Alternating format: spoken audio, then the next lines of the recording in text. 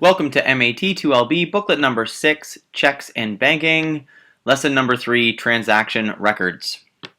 So a transaction record, or a transaction register as it's sometimes called, what it does is it's a way that you, as the owner of your checking account, can keep track of the movement of money into and out of that particular account.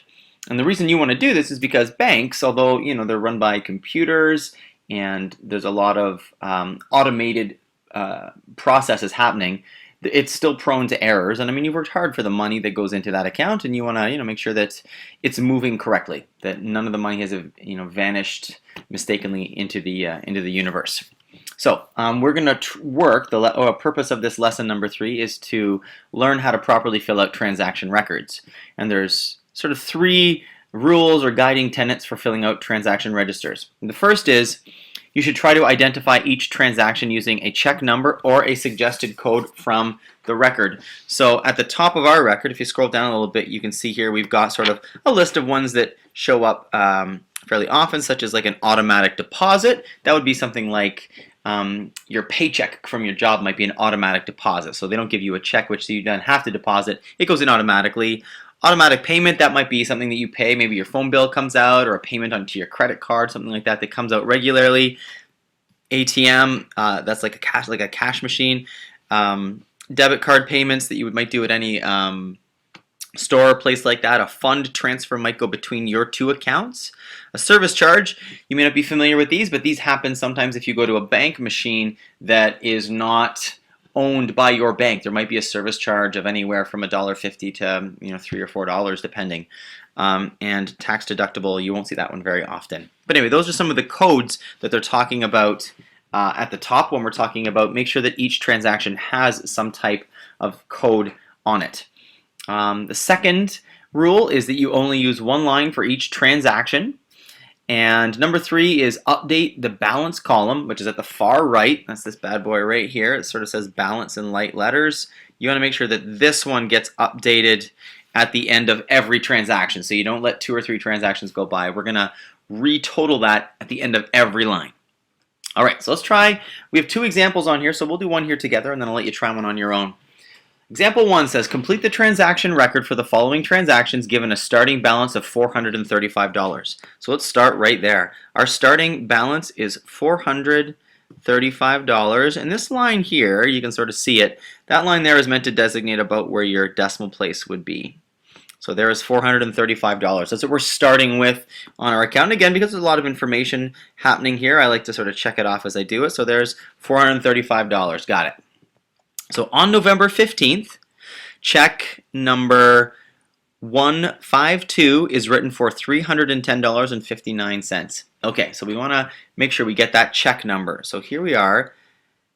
We're going to write down check number 152, and the date. Now again, we're going to try to write this in a way that's easy to see. November is the 11th month, so we're going to just write down 11 and the year. And the date, sorry, not the year. That'll be 11/15, that works. And we have the check number. Now in this transaction description, we don't really have a lot more information, so we'll just call this a check.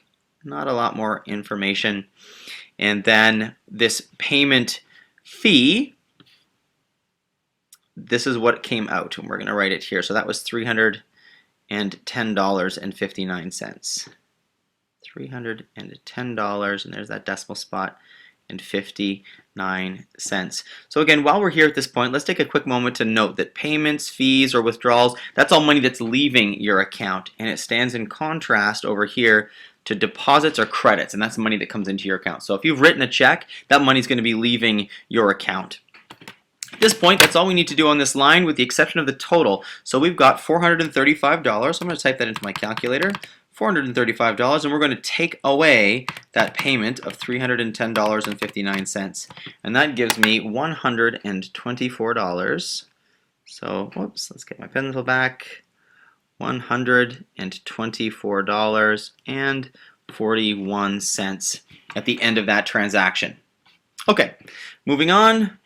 Let's get a red check mark on there. That one is done. Let's go on to November 26th. So on November 26th, a withdrawal of $100 from an ATM. So this one wasn't a check. We have an ATM code. It just says ATM there for a cash withdrawal. So we're going to start with that. ATM. And that took place on the 26th. So that's November, 11th month, 26th day. And this was an ATM withdrawal. So I'll just write down withdrawal. And the amount was $100, which I will write down right here. 100, and there's that decimal right there. And same thing, we go all the way to the end of the register now. We have $124.41 minus $100. That's going to leave us with $24.41. All right, so we're doing well so far.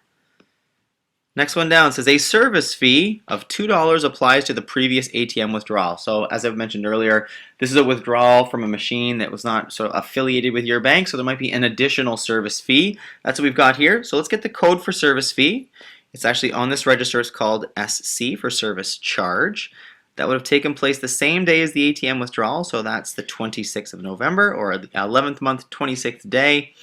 And we're going to write down service fee or service charge, and the amount was for $2. Again, that's money that's going to be coming out of your bank account, so there's our $2.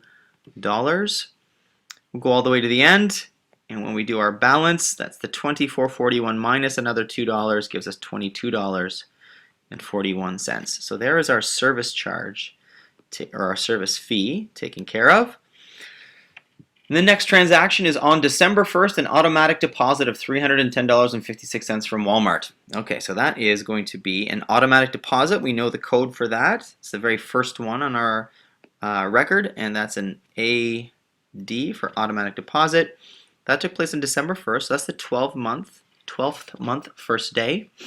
And this is an automatic deposit, as it says. And where did they say it was from? From Walmart. So let's get Walmart on there as well. That's likely where you work. So we have the deposit from Walmart, and that was for $310.56. So that now goes in this deposit credit column. That's $310.56. So now we'll need to open up, need to open that up again in our calculator. So we have $310.56, and we're adding that to the $22.41 that remained in our account, giving us a new total of $332.97. And this is the way that we complete a transaction record. Now this took a fairly long time to do. It's a little bit involved. So what I'm going to do here is I'm going to sort of end this video here. If you don't have any trouble with the second transaction, and again you can sort of ask myself or anybody in the room just to check it over, you're welcome to start working on the worksheet. If you are still looking for some guidance through the next example, what I want you to do is this video is going to stop, the next one will start up, and you can click on it to get a little bit more instruction on filling out transaction records.